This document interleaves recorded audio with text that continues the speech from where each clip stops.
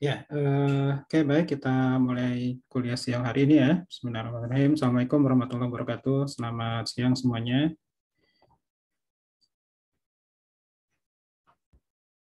Waalaikumsalam warahmatullahi Waalaikumsalam. wabarakatuh. Selamat siang, Pak. Ya, Yang Pak, suara saya terdengar jelas tidak? Ya. Jelas, Pak. Oke, baik. Ya, oke. Jadi sebelum kita mulai, kita silakan mengisi daftar hadir dulu ya dengan IPB Mobile. Baik, jadi pada pertemuan siang hari ini, pertemuan ke-11 ya, pertemuan ke-11 ini masih membicarakan mengenai memori gitu ya. Kemarin kita berbicara tentang memory management ya. Nah, di memory management kemarin poin pentingnya ya ada di bagaimana manajemen memori ya di dalam operating system, baik itu ada yang sifatnya contiguous ya, ada yang non contiguous. Nah, yang non contiguous kemarin ya salah satunya dengan menggunakan pendekatan paging ya. Nah, itu kemarin ya salah satu poin pentingnya yakni mengenai paging ya. Jadi bagaimana suatu proses ya itu bisa kita potong-potong ya menjadi beberapa page dengan ukuran yang sama ya. Yang nanti page-page ini akan di-load atau dimuat ke dalam memori dalam bentuk frame gitu ya. Jadi page ini akan dimasukkan ke dalam frame ya. Nah, kemarin kelebihan dengan mekanisme paging adalah kita bisa menyimpan ya proses ya ke memori atau RAM tanpa harus letaknya berkelanjutan gitu ya atau contiguous gitu ya. Tapi boleh berpencar-pencar ya. Nah, cara menerjemahkan dari yang tadinya contiguous lalu ke non contiguous ya dengan menggunakan page table kemarin ya. Nah, sekarang kita akan lanjutkan pembahasan kita yakni tentang memori virtual atau virtual memory ya. Oke. Nah, jadi yang akan coba kita pelajari mengenai virtual memory, kita akan lihat dulu di kontrak perkuliahan ya, agar nanti yang disampaikan sesuai dengan kontrak. Jadi yang akan coba kita pelajari berhubungan dengan dengan virtual memory ini gitu ya, yakni tentang pertama latar belakangnya kenapa kita perlu virtual memory ya. Berikutnya adalah untuk merealisasikan virtual memory, caranya seperti apa? Caranya adalah dengan demand paging ya. Jadi makanya saya sebutkan poin penting dari pertemuan kemarin adalah tentang paging ya. Jadi paging ini dilanjutkan lagi, konsepnya lebih meningkat ya atau lebih jauh digunakan dalam virtual memory. Dalam hal ini diwujudkan dengan demand paging ya. Nah, nanti demand paging ini bisa kita modelkan kinerjanya atau performance-nya gitu ya dengan rumus sederhana saja gitu ya, bagaimana kinerja dari demand paging ini. Nah, lalu berikutnya yang ketiga kita akan lihat beberapa algoritma ya di dalam virtual memory yang menangani masalah page replacement atau pergantian page ya. Nanti juga akan ada sedikit ulasan tentang working set model untuk pengalokasian frame ya. Lalu berikutnya mekanisme pengalokasian memori untuk kernel dan yang terakhir adalah penerapan virtual memory pada beberapa operating system. Oke. Nah, baik, jadi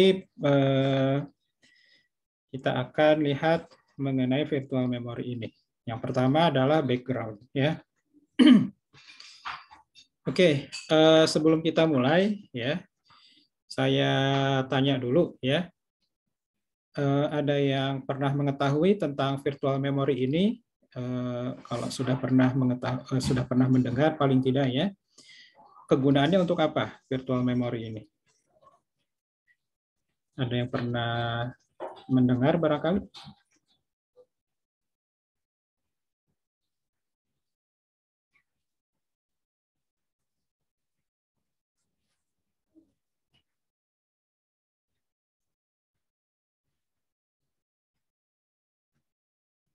Silakan yang ingin menjawab.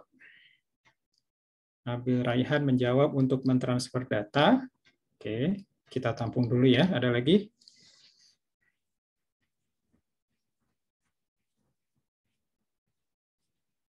Sama kayak swipe memory, ya. Oke. Berarti swipe memory untuk apa kalau sama kira-kira?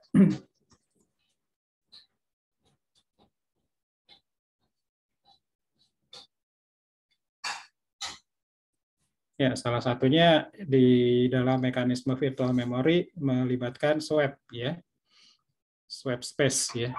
Nah, tapi kira-kira manfaatnya apa berarti dengan adanya virtual memory ini?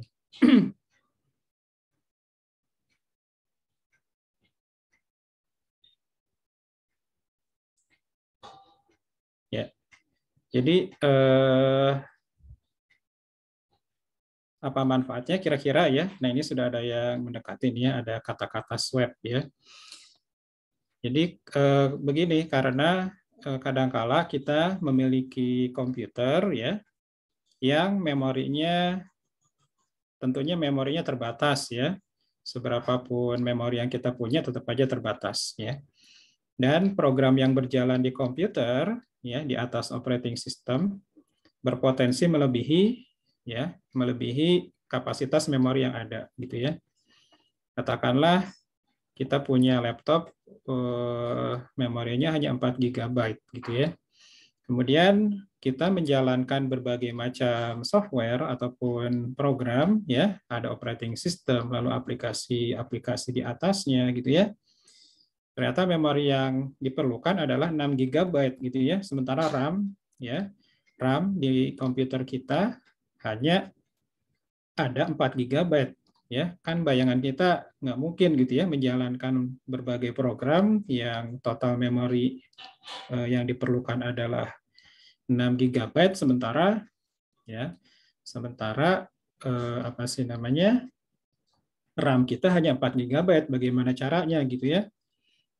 Terus di mana naruh data dan program yang akan dieksekusi kalau tidak ada ruang kosong di RAM. Nah, disinilah peran memori virtual gitu ya, atau virtual memory gitu ya. Nah, jadi salah satu benefits-nya adalah kita bisa menjalankan program ya ataupun bisa menjalankan proses ya. Meskipun ya memori atau RAM yang tersedia kurang gitu ya. Nah, jadi seperti itu. Nah, gimana caranya nanti kita lihat ya.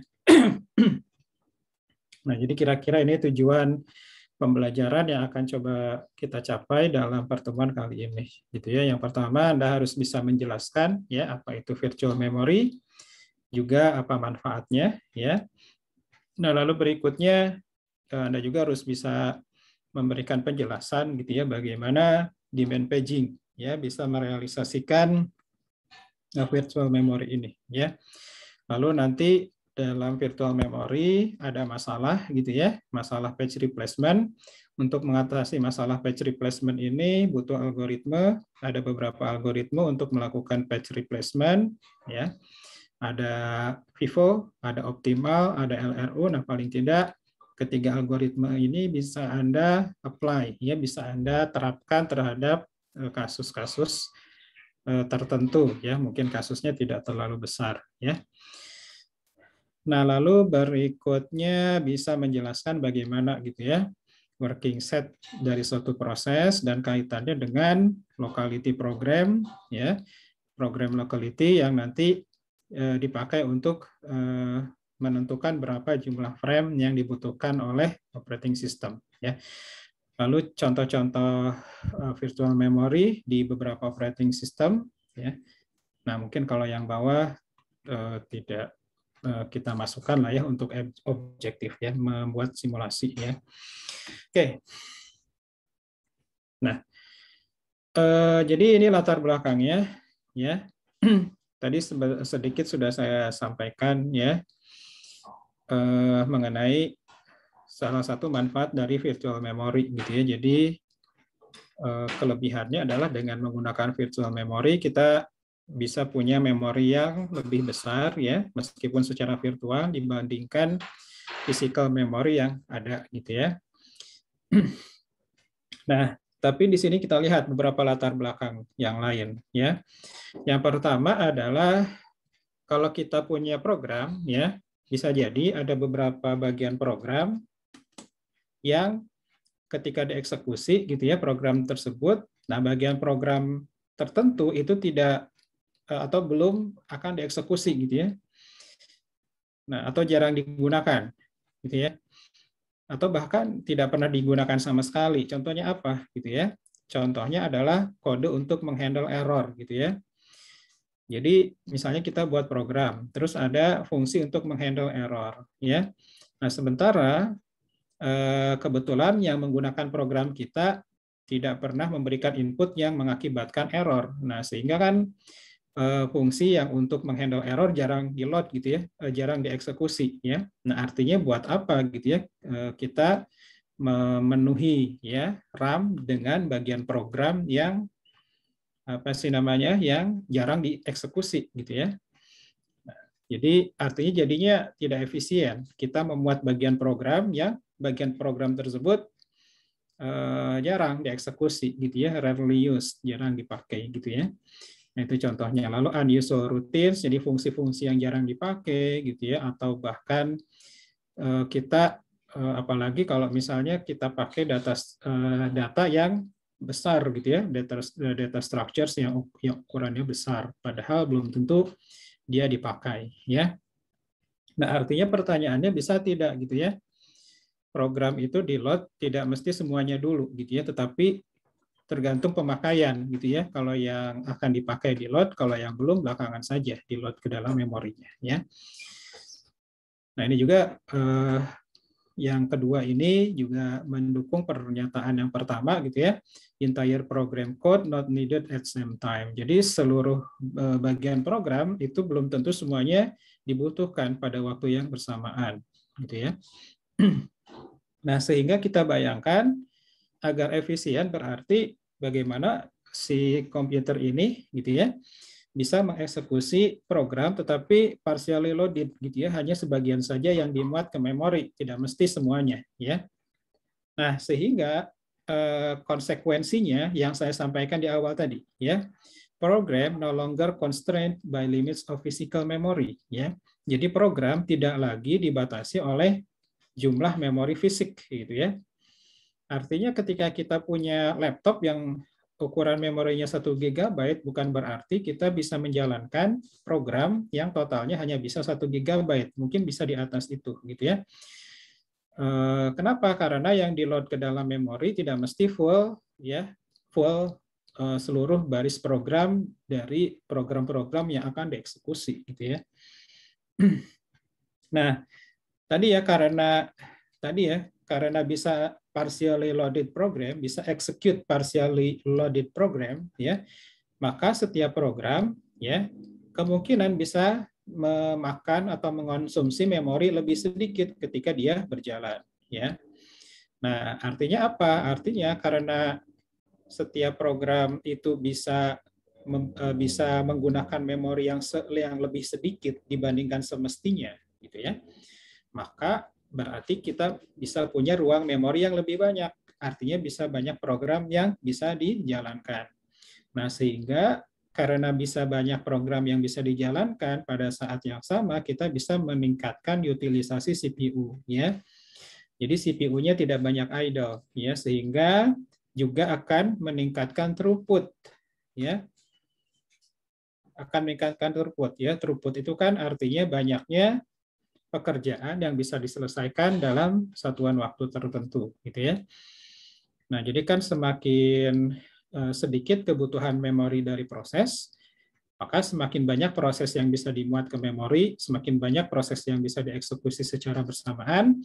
Karena semakin banyak proses yang bisa dieksekusi bersamaan, maka semakin banyak proses-proses yang bisa selesai gitu ya dalam satuan waktu tertentu, atau throughput-nya naik gitu ya, bisa meningkatkan throughput ya. Nah, meskipun throughput-nya naik, tetapi no increase in response time ya, response time dari proses tetap tidak meningkat gitu ya, atau turnaround time-nya tetap seperti biasa saja gitu ya. Nah, kemudian dengan adanya partially loaded program ini juga less I/O needed to load or swap programs into memory. Jadi proses I/O ya yang diperlukan juga semakin sedikit gitu ya. Ya untuk memuat atau menswap ya program ke memori ya. Ya artinya kalau yang di load ya adalah yang diperlukan saja ya, maka ya tentu proses load-nya ini hanya sedikit saja. Ya, ini hanya yang diperlukan saja, yang tidak diperlukan tidak perlu di-load gitu ya. Ataupun tidak perlu di-swap ke dalam memori ya. Nah, sehingga program bisa berjalan lebih cepat gitu ya. Nah, itu kira-kira background ya tentang virtual memory ya.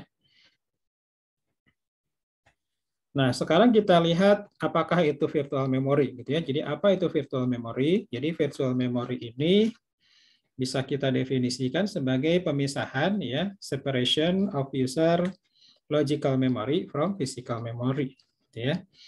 Jadi secara definisi ringkas saja seperti itu gitu ya. Jadi pemisahan bentar.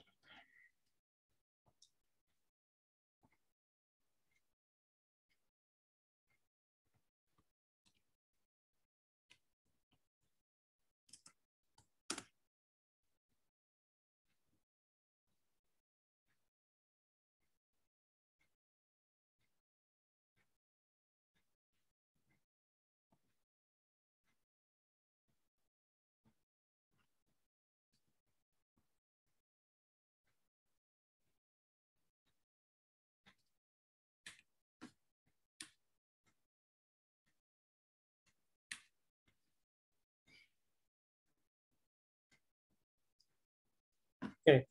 Nah, jadi intinya ya dalam virtual memory ini ya kita punya logical view ya. Logical view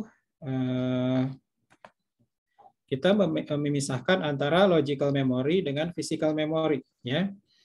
Jadi memori yang dipandang oleh program adalah memori yang sifatnya logical gitu ya. Tidak langsung melihat memori secara fisikal.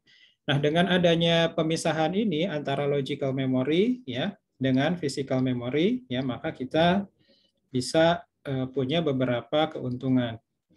Nah, ini juga tadi sudah disebutkan ya keuntungan ini gitu ya.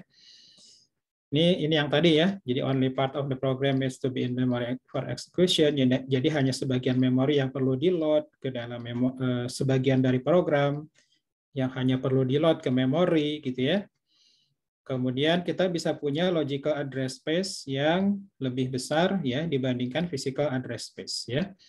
Jadi kalau kita punya prosesor 32 bit ya, maka ya kita bisa punya memori ya sebesar 4 GB ya. Jadi kita bisa membuat program yang ukurannya maksimum yang 4 GB itu ya. Meskipun realnya katakanlah memori yang kita pasang di laptop ataupun PC hanya 1 GB gitu ya. Nah, jadi karena dipisah gitu ya, ada logical, ada physical. Logical ya, logical ukurannya bisa lebih besar dibandingkan yang physical gitu ya. Nah, jadi ini definisi virtual memory ya. Nah, tadi ya kita jadi punya virtual address space ya.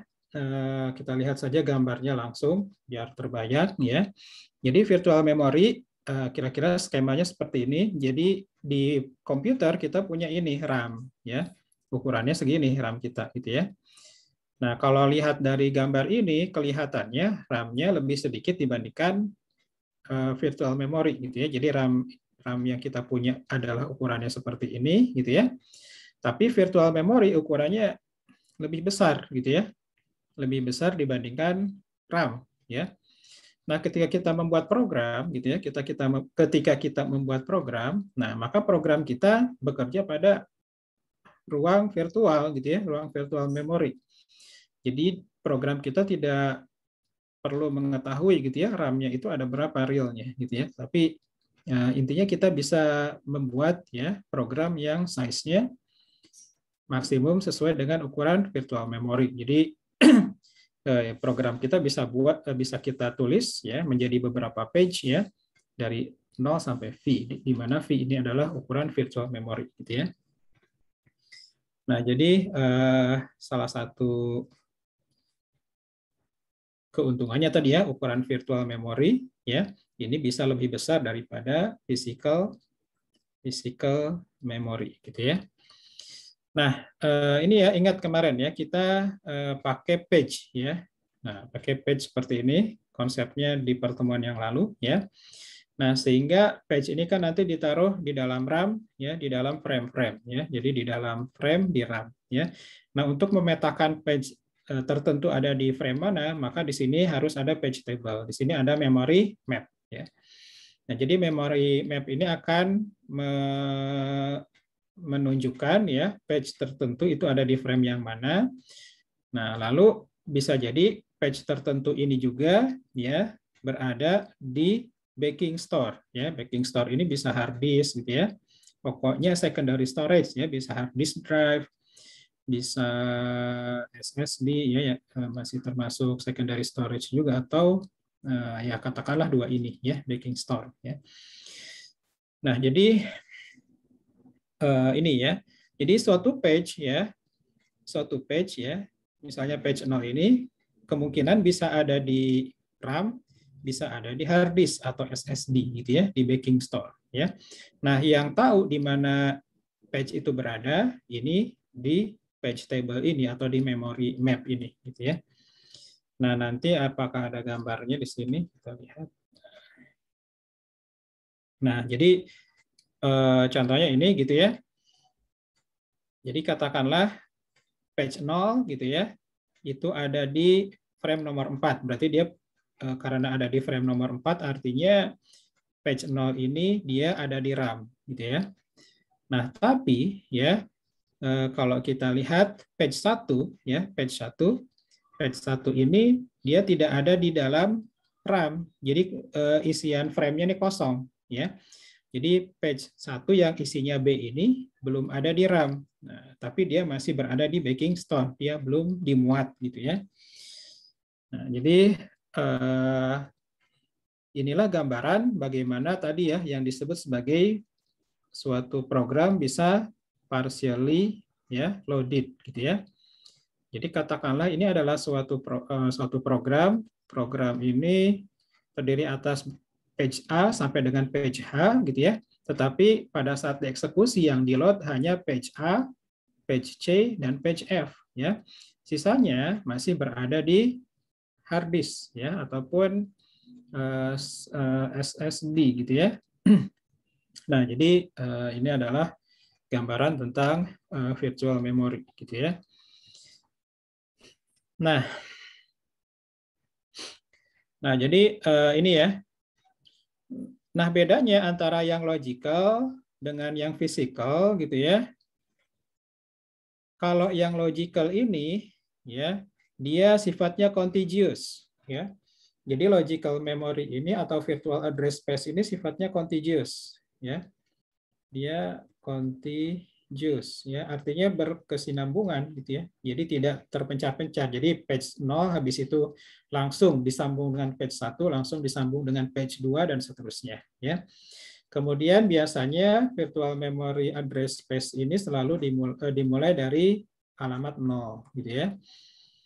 Walaupun realnya dia bisa ada di mana gitu ya. Nah, sementara kalau physical memory ini dia tidak contiguous ya, boleh berpencar-pencar. Jadi posisi page-nya bisa tidak berdampingan. Nah, ini kan sudah kita pelajari kemarin ya. Oke, nanti kalau ada yang perlu ditanyakan langsung diinterupsi saja ya. Oke. Nah, lalu ada yang menerjemahkan ya dari logical ke physical. Nah, ini adalah tugas dari Memory Management Unit atau MMU yang cara menerjemahkannya kemarin sudah disampaikan ya di pertemuan yang lalu. Jadi bagaimana mengonversi alamat virtual menjadi alamat fisikal dengan skema paging. Ya, kemarin sudah kita bahas ya. Jadi pakai page table dan seterusnya ya. Nah, berikutnya virtual memory ya. Tadi yang sudah kita uraikan ya.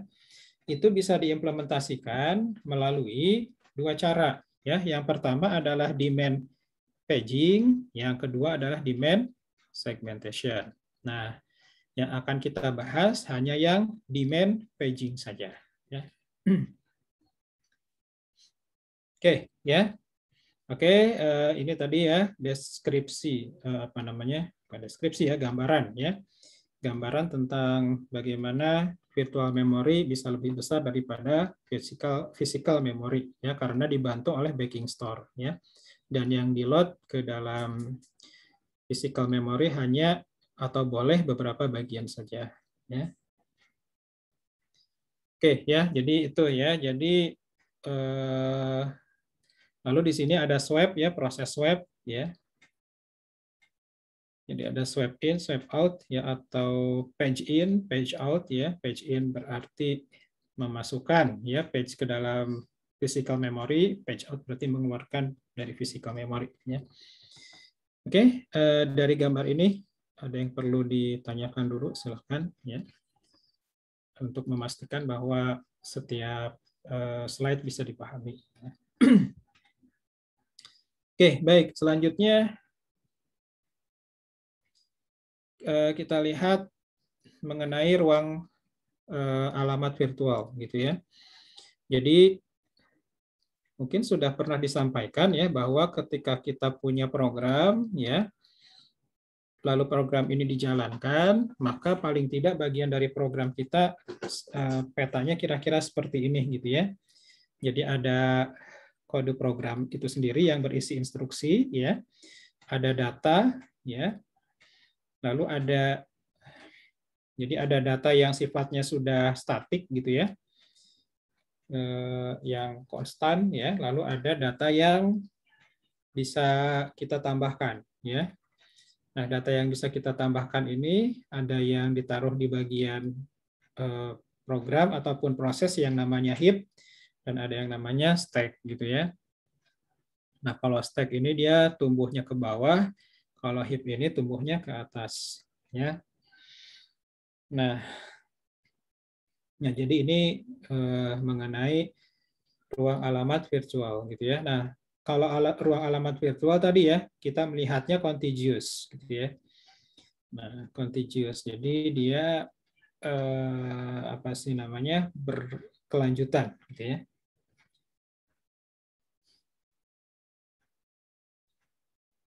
Nah, lalu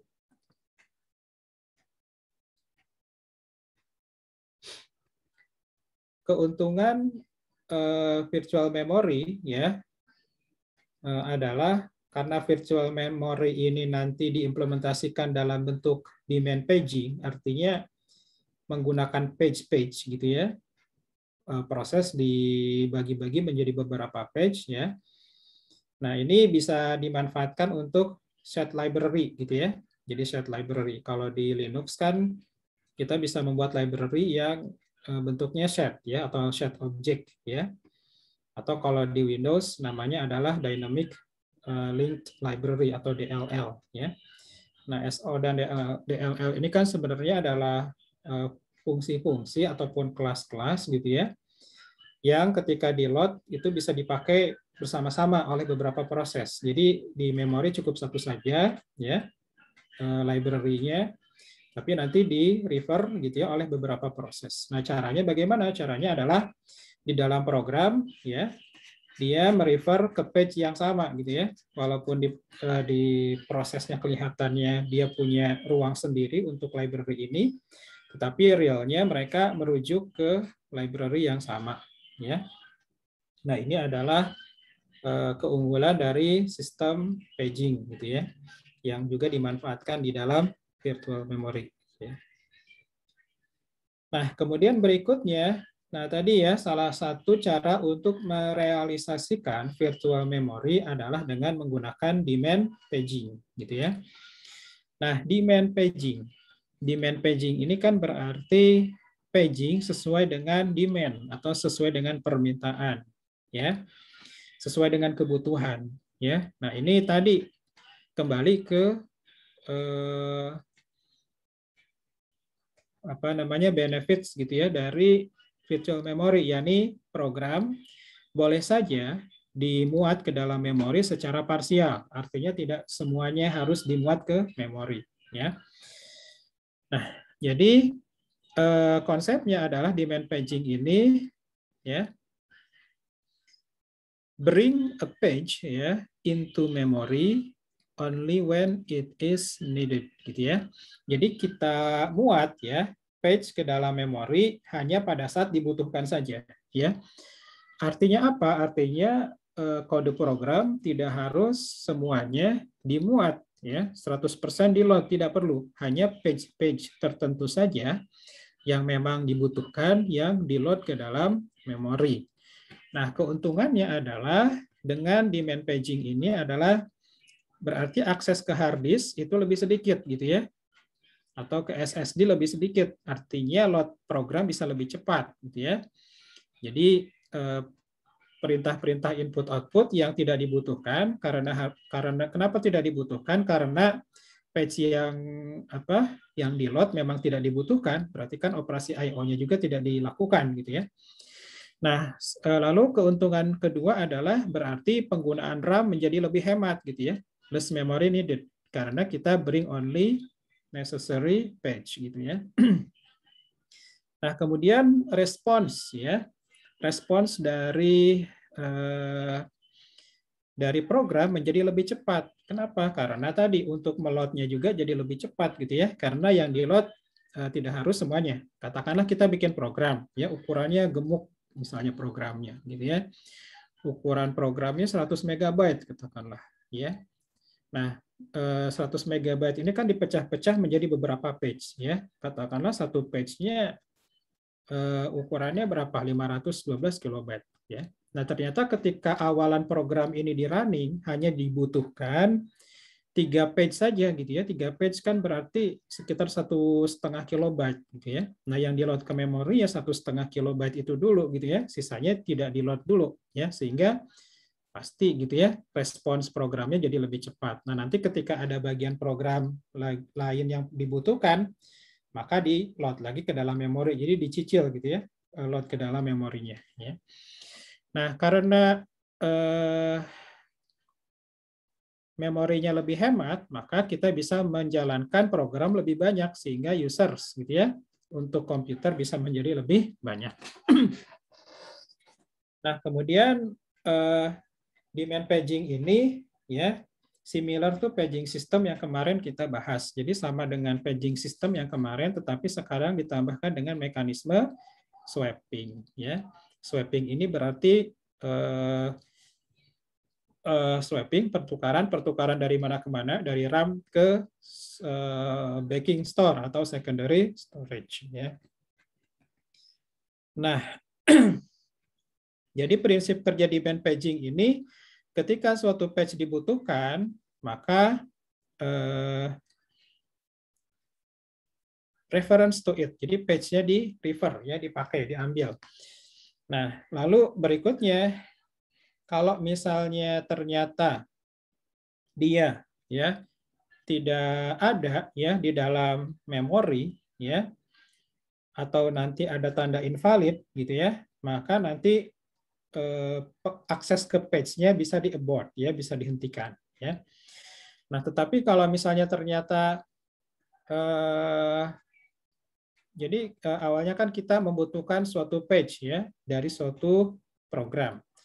Nah, karena kita butuh page, maka kita memanggil page tersebut atau mengakses page tersebut ya, merefer ke page tersebut ya. Nah, nanti operating system akan mengecek ya reference-nya itu valid atau invalid. Nah, kalau invalid Artinya page tersebut tidak berhak diakses oleh program, ya, maka di-abort, ya, dihentikan.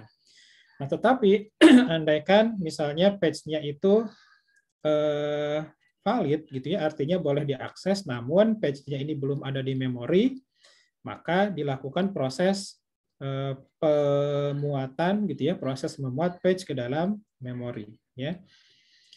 Jadi dilakukan proses swapping. Nah, ini tadi ya demand paging. Nah, di dalam proses demand paging ini ada yang namanya lazy swapper. Nah, lazy swapper ini adalah, ya, dia tidak pernah memasukkan page ke dalam memori kecuali benar-benar dipakai, gitu ya, benar-benar akan digunakan page tersebut, ya. Nah, jadi seperti itu. Nah, swapper yang bekerja yang berurusan dengan page, ya, disebut juga sebagai pager. Jadi komponen yang bertugas untuk memindahkan, ya, antara memori dengan storage, ya, ini disebut sebagai pager, atau melakukan swapping disebut pager, ya. Nah, jadi ada swap in, ada swap out, ya. Kalau swap in ini berarti page-page yang ada di backing store, ya, atau secondary storage dimuat ke dalam main memory. Kalau swap out berarti kebalikannya, ya. Page-page yang ada di RAM, ya, di RAM itu dimuat atau dipindahkan ke dalam backing store, ya.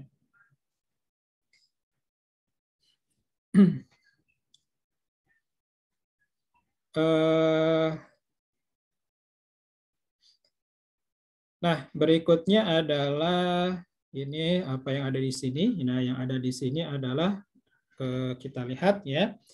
Jadi pager, ya, tadi kan pager ini adalah bagian di dalam virtual memory yang bertugas untuk swapping tadi, gitu ya, memindahkan dari memori ke backing store atau sebaliknya, ya. Nah, jadi pager ini mestinya dia bisa menerka, gitu ya, bisa menebak page-page mana saja dari suatu program yang akan dipakai, ya, sebelum nanti dikembalikan lagi ke backing store atau di swap out lagi ke backing store, ya. Nah, nanti pager ini hanya mengambil page-page yang diperlukan saja, ya.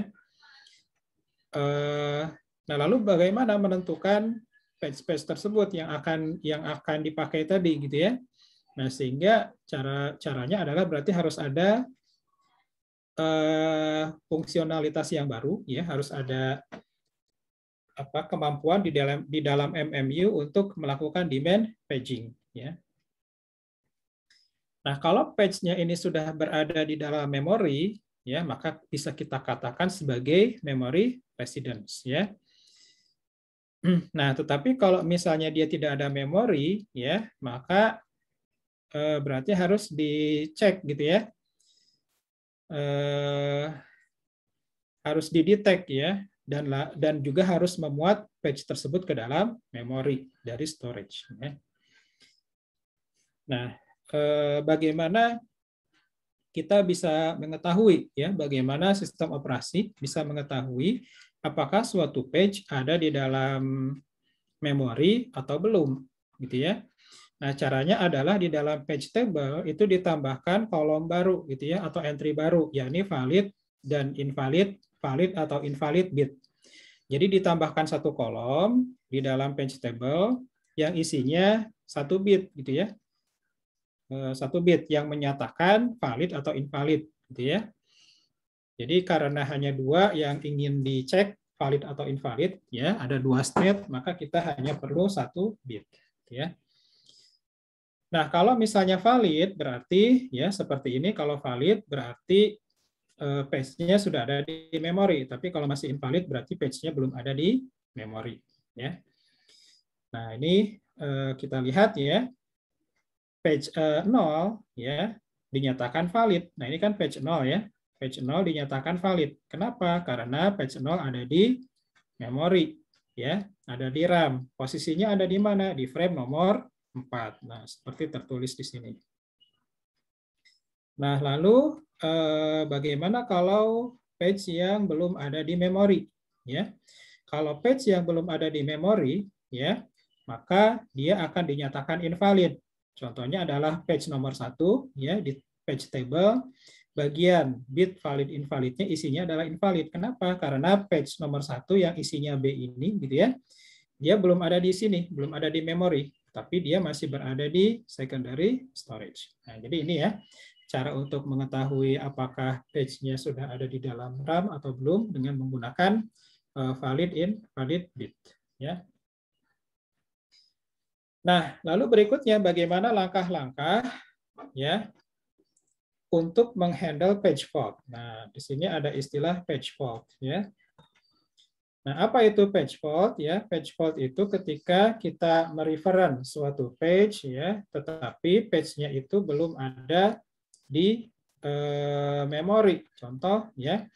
Misalnya program ya ingin menjalankan instruksi ya. Instruksinya ini kebetulan posisinya ada di page nomor 4 gitu ya. Jadi instruksinya ada di page nomor 4.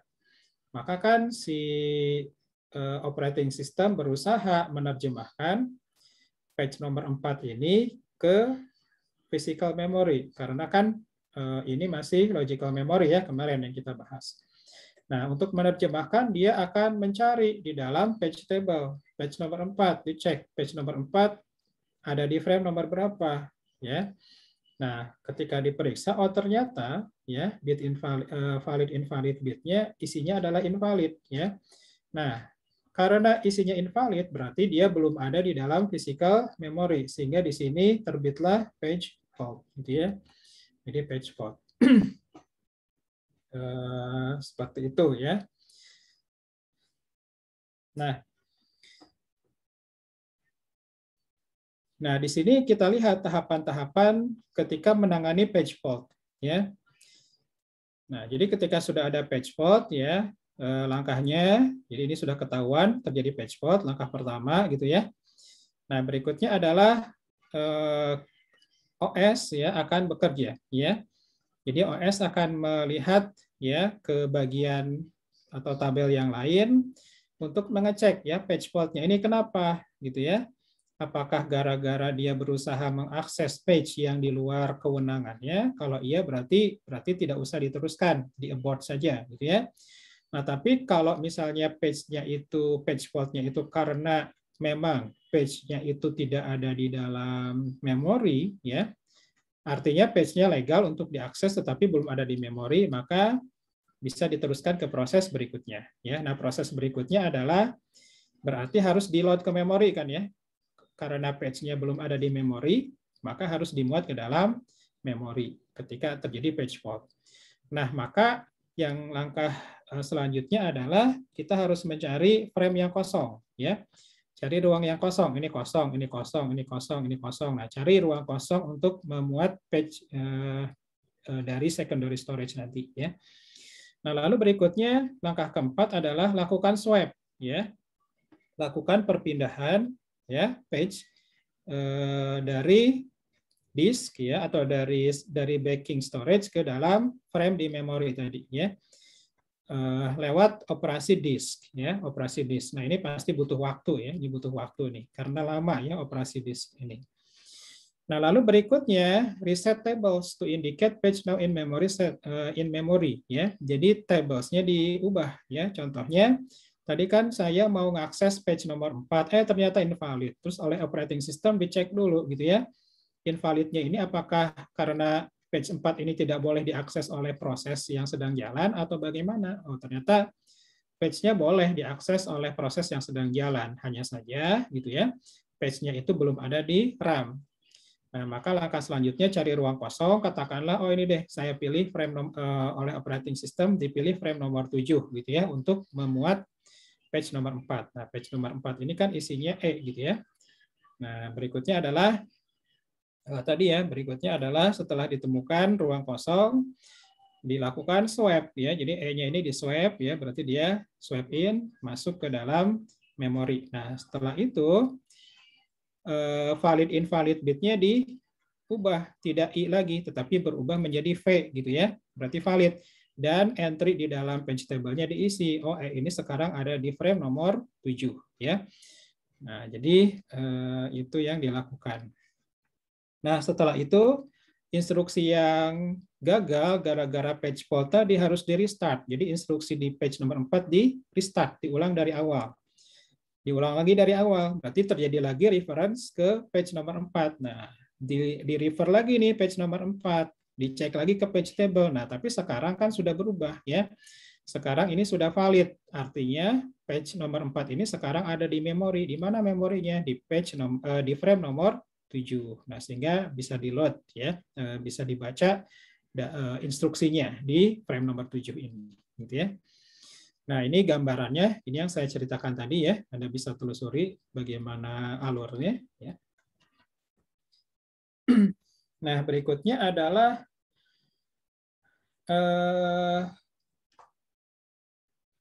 aspek-aspek di dalam demand paging, gitu ya. Jadi demand paging ini ada ekstrim case-nya, kasus ekstrimnya. Jadi kasus ekstrimnya ketika kita ingin jalankan program, kita memulai proses, itu kosong sama sekali ya. Jadi ketika program ini dijalankan, katakanlah program ini ada memiliki frame A sampai H ya. Tetapi ketika kita pakai yang ekstrim ini gitu ya, itu page table-nya kosong semua gitu ya. Jadi page table-nya ya mulai dari 0 sampai 7 ini semuanya invalid gitu ya. Semuanya invalid. Artinya tidak ada page yang di-load ke memori ya ketika di running gitu ya. Nah, baru nanti ketika operating system menjalankan ya instruksi pertama, baru dia meload page yang dibutuhkan. Jadi ketika ini kan kosong sama sekali ya awalnya page table ini. Nah, ketika mulai dari instruksi pertama, katakanlah mulai dari sini, dia mengakses page 0, page 0 belum ada gitu ya. Maka di sini page fault ya. Maka baru dicari ke backing store, baru di-load ke dalam memori seperti proses yang tadi gitu ya. Nah, jadi itu ya. Nah, ekstrim yang seperti ini disebut sebagai pure demand paging, gitu ya. Jadi pure demand paging ini selalu dimulai dari no pages, gitu ya. Proses dimulai dengan tidak ada page yang sama sekali di-load ke dalam memori, gitu ya. Nah, lalu aspek berikutnya itu yang pertama ya, extreme case ya. Kemudian yang kedua adalah dalam suatu instruksi itu bisa jadi dia mengakses lebih dari satu page gitu ya. Jadi katakanlah kita melakukan penjumlahan di dalam program ya, misalnya C sama dengan A tambah B ya. Nah, A dan B ini ya, bahkan C itu bisa jadi berada pada page yang berbeda gitu ya. Jadi ini katakanlah ada di page 1 gitu ya. Bisa jadi ini ada di page 2, bisa jadi ini ada di page 3 gitu ya. Nah, sehingga satu instruksi bisa mengakses multiple page. Dan kalau page-nya ini belum ada di memori, jadi page 1, page 2, dan page 3 ini ternyata belum ada di RAM, maka ada kemungkinan bisa menghasilkan beberapa page faults. Ya. Nah, jadi ini apa sih namanya menjadi concern juga. Ya. Nah, tetapi apakah ini memungkinkan terjadi? Ya mungkin saja, tetapi kemungkinannya kecil. Karena kenapa? Karena ada konsep locality of reference. Ya, jadi seringkali gitu ya, ketika kita mengakses data dari satu data ke data yang lain, maka biasanya data tersebut sifatnya lokal, punya locality gitu ya, dia berdekatan. Ya, jadi bisa jadi A dan B ini realnya berada dalam satu page gitu ya. Jadi kemungkinan sudah ada di memori ya. Nah, lalu berikutnya kita butuh hardware apa saja untuk mendukung demand paging ini ya. Hardware yang dibutuhkan adalah page table yang sudah dilengkapi dengan valid dan invalid bit, karena kan harus tahu gitu ya apakah page itu ada di memori atau ada di RAM atau belum ya. Lalu kemudian berikutnya kita butuh secondary memory ya. Secondary memory itu ya ini gitu ya. Secondary memory atau bisa kita sebut sebagai swap space ya, ruang untuk menaruh ya proses-proses yang belum dimuat ke dalam memori ya. Nah, ini butuh swap space. Nah, kemudian berikutnya adalah mekanisme untuk merestart instruksi. Tadi ya, karena ketika invalid bit ini sudah berganti menjadi valid, ya, maka instruksi ini harus di restart, gitu ya. Tadinya kan invalid ya, lalu terjadi proses swap in ya ke dalam memori, ya, sudah di load ke dalam memori, maka instruksi yang tadi gagal harus dimuat ulang, gitu ya, atau di start. Nah, ini harus ada mekanismenya, ya. Nah, lalu berikutnya bagaimana cara menemukan frame yang kosong, ya. Nah, tadi kan ketika ingin memuat page ke dalam memori, maka harus dicari frame yang kosong, gitu ya. Harus dicari frame yang kosong di RAM, gitu ya. Nah, bagaimana cara mencari frame yang kosong? Nah, caranya adalah kebanyakan OS, gitu ya, dia menyimpan linked list, gitu ya. Dia menyimpan linked list, ya, atau list, ya, yang isinya adalah free frame, frame-frame kosong. Nah, contohnya adalah seperti ini, gitu ya. Jadi OS punya link list isinya 7, 97, 15, 126, 75. Nah, ini maknanya adalah saat ini frame yang kosong adalah frame nomor 7 di RAM, ya, frame nomor 97, frame nomor 15, dan seterusnya, ya. Nah, jadi ketika ada page yang harus dimuat ke dalam RAM, maka ambil saja satu frame di sini, ya, dikeluarkan dari link list ini lalu dialokasikan untuk page tersebut, ya, dan link listnya diupdate, gitu ya. Nah, jadi itu caranya, ya. Nah, berikutnya adalah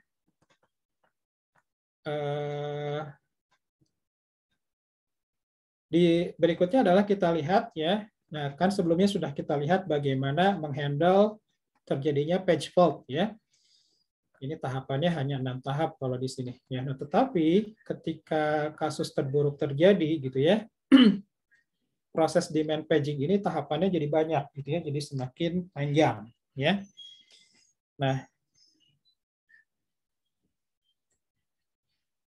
jadi tahapannya ketika proses demand paging tadi, ya, ingat kembali demand paging itu paging, ya, on demand, artinya ketika dibutuhkan saja, ya, baru dimuat ke memori, ya. Nah, jadi tahapannya adalah ketika page di reference ternyata tidak ada di OS, maka akan mengakibatkan trap, gitu ya. Lalu berikutnya proses state itu harus disimpan, ya, ke dalam user registers, ya, harus disimpan, ya, dan juga proses state harus disimpan, ya. Jadi ada beberapa tahapan. Lalu tahapan ketiganya harus dicek apakah interrupt-nya itu suatu page fault, ya.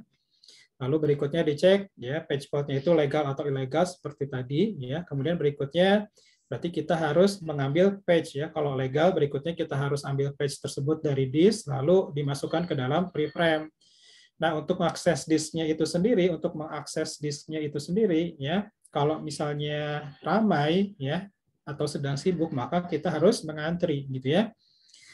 Nah, karena mengantri kita harus menunggu dulu, gitu ya, untuk menemukan datanya. Ya, kita tahu kan disk kan prosesnya lama. Nah, berikutnya juga kita harus menunggu transfer. Jadi prosesnya lama, ya. Nah, karena prosesnya lama, maka CPU yang menganggur bisa dialokasikan untuk proses yang lain, ya. Nah, lalu kalau sudah diterima, maka dilakukan tahap ini, gitu ya. Nah, jadi tahapannya panjang nih, ya. Ada 12 tahap. Artinya demand paging ini ternyata butuh 12 step ini kurang lebih lama, gitu ya. Jadi ketika terjadi page fault, gitu ya, maka akan dilakukan 12 tahap ini, ya. Nah, sehingga kalau kita coba analisis, ya, kalau coba kita analisis bagaimana kinerjanya, ya, maka bisa kita kelompokkan bahwa demand paging ini punya 3 kegiatan tadi, ya, punya 3 aktivitas utama, ya, atau 3 tahap utama. Yang pertama adalah service interrupt, gitu ya, jadi menangani interrupt, ya. Tadi kan terjadi page fault, lalu dicek page fault-nya legal atau tidak, ya. Kalau legal teruskan, gitu ya. Tapi kalau ilegal di abort, gitu ya. Nah, lalu berikutnya tahap kedua baca page-nya dari disk. Nah, ini lama sekali nih, gitu ya. Kalau yang service interrupt ini kan masih di prosesor, gitu ya. Jadi cepat lah ya kalau ini cepat. Oke, ini cepat. Nah, yang lama ini di sini nih, ya. Yang butuh waktu lama adalah membaca dari secondary storage, ya, baca page-nya, ya. Lalu muat ke dalam RAM, ya. Jadi dari apa? Secondary storage SS, ya, di load ke dalam RAM. Nah, ini butuh lama nih, gitu ya. Yang lama di sini nih, ya. Nah, lalu berikutnya restart the process, ya. Jadi proses yang tadi belum berhasil jalan gara-gara page-nya belum ada harus dimuat ulang, ya. Nah, ini juga sebentar, ya. Nah, yang lama ini tahap nomor 2 ini, ya. Nah, lalu kita coba hitung-hitungan di sini ya. Seberapa apa sih namanya ya? Seberapa besar ya dampak dari page fault, ya. Kita hitung kinerjanya, ya. Nah, jadi kita coba lihat modelnya. Nah, jadi misalnya kita punya probability gitu ya atau punya rate ya. Namanya P ya. P ini menyatakan page fault ya, page fault rate.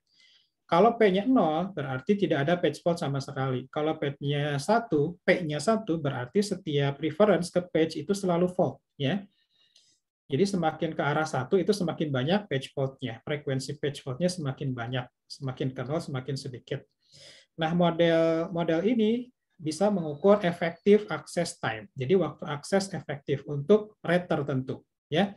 Rumusnya adalah 1 dikurangi P. Nah, ini kan menyatakan kalau 1 dikurangi P kan berarti kita bisa anggap sebagai tidak page fault gitu ya. Jadi tidak page fault ya. Atau peluang tidak terjadi page fault ya.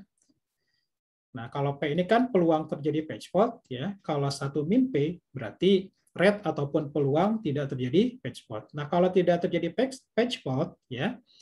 Kalau tidak page fault, itu kan artinya page-nya sudah ada di memori, sehingga yang dilakukan atau yang dibutuhkan hanya memori akses saja, gitu ya. Tidak ada tambahan-tambahan lain. Nah, ini kalau 1 min P-nya. Nah, sebaliknya kalau yang P ini kan terjadi page fault, ya. Peluang terjadi page fault. Nah, kalau terjadi page fault, ya, komponennya tadi, ya, ada page fault overhead, ya, untuk penanganan page fault tadi, lalu ada swap out, ada swap in gitu ya. Swap page out, ada swap page in. Jadi harus memuat page dari luar masuk ke dalam RAM atau sebaliknya mengeluarkan apa yang ada di RAM keluar ke secondary storage ya. Nah, jadi rumusnya seperti ini. Nah, contoh misalnya misalnya kita punya memori kecepatan aksesnya 200 nanosecond. Nah, jadi kalau mengakses memori segini nih kecepatannya 200 nanosecond. Artinya kalau kita butuh page dan page-nya itu kebetulan sudah ada di RAM, maka waktunya cepat sekali. Itu cuma butuh 200 nanosecond. Ya. Nah, tapi kalau misalnya tidak ada di memori dan page fault, maka waktu akses yang dibutuhkan rata-rata adalah 8 milisecond. Ya. Jadi page fault service time-nya 8 milisecond. Oke ya. Nah, jadi bisa kita lihat perbedaannya jauh gitu ya. Hampir 8 milisecond itu kan berarti 8.000 nanosecond ya. 8.000 nanosecond berarti hampir 40 kali lipat ya. Ini 40 kali lipat ya. Jadi kalau terjadi page fault ya, kalau tidak ada page fault cukup 200 nanosecond waktu mengambil page-nya. Tetapi terjadi page fault jadi butuh 8 milisecond ya. Nah, sekarang katakanlah kita punya sistem ya yang page fault rate-nya itu adalah 1 akses ya per 1000. Jadi P-nya itu adalah 1 per 1000. Nah, ini kan penerjemahan secara matematis dari one access out of 1000. Jadi 1 page fault gitu ya dari 1000 akses gitu ya, dari 1000 reference ya. Dari 1000 reference gitu ya, itu hanya 1 page fault. Artinya kan 0,0001 gitu ya. Jadi P-nya adalah 0,001 ya. Nah, kita masukkan ke rumus ini gitu ya. Dengan nilai P 0,01 ini, maka kita dapatkan ya nilai ini perhitungannya ya, dimasukkan P-nya 0,01 gitu ya, 0,01 0,001, ini juga sama ya, 0,001 P-nya, maka kita dapatkan nilainya adalah 8,2 microsecond ya. Nah, ini kan dalam nanosecond semua ya, ini dalam nanosecond semua karena kan dikonversi ya 200 nanosecond yang 8 milisecond diubah menjadi 8.000 nanosecond ya. Nah, artinya ketika kita punya rate page fault sebesar 1/1000 0,001, maka perlambatannya adalah 40 kali gitu ya, 40 kali lebih lambat ya efektif access time-nya. Nah, artinya apa? Ya, artinya apa? Cukup besar gitu ya, ininya slowdown-nya ya. Nah, lalu berikutnya, bagaimana kalau misalnya kita ingin perlambatannya 10% saja ya, 10% dari kecepatan awal gitu ya. Nah, artinya apa? Kalau mau 10% kan tadinya 200 nanosecond, kalau terjadi page fault lebih lambat 10%-nya, berarti jadi 220 nanosecond gitu ya. Nah, ini paling lambat segini nih ya. Nah, sehingga persamaan kita berubah jadi seperti ini. Berarti 200 ya, yang tadi ya, ditambah 7.999.800 nanosecond dikali P, ini harus kurang dari 220. Karena kan inginnya 10%-nya ya, lebih lambatnya. Nah, sehingga dilakukan manipulasi aljabar, di sini kita dapat ya, maka nilai P-nya harus 0,000025 gitu ya. Artinya agar kita bisa mendapat perlambatan 10% saja ya, maka kita harus bikin sistem paging ya, demand paging yang 1/400.000 gitu ya. Nah, 1/400.000 ya, dari 400.000 reference gitu ya. Ini hanya satu yang page fault. Nah, berarti kan harus gimana caranya kita bisa meload ya page-page ke dalam memori ya, sehingga dari 400.000 reference itu gitu ya hanya satu yang page fault ya.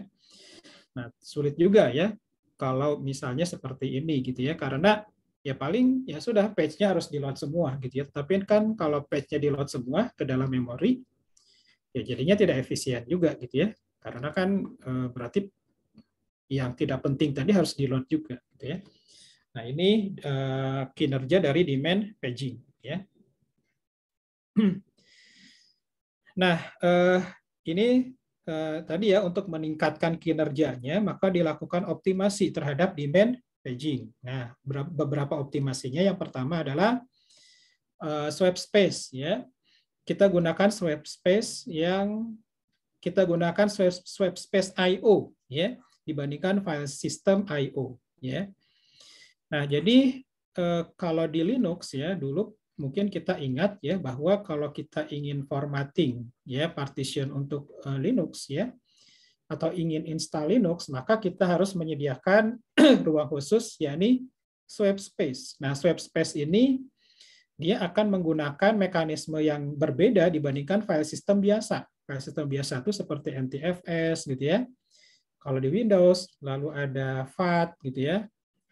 FAT32 katakanlah, kalau di Linux ada EXT dan seterusnya. Nah, ini kan file system biasa ya. Nah, ini menggunakan mekanisme yang berbeda daripada file system, yakni swap space I/O. Nah, swap space I/O ini lebih cepat ya. Kenapa? Karena dialokasikannya besar-besar gitu ya. Nah, ini yang pertama.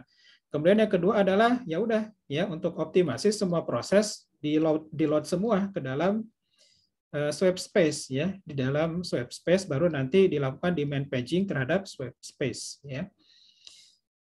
Nah, lalu berikutnya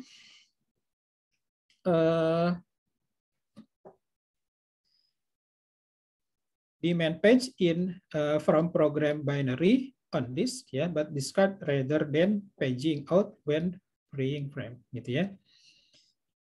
Jadi yang ini adalah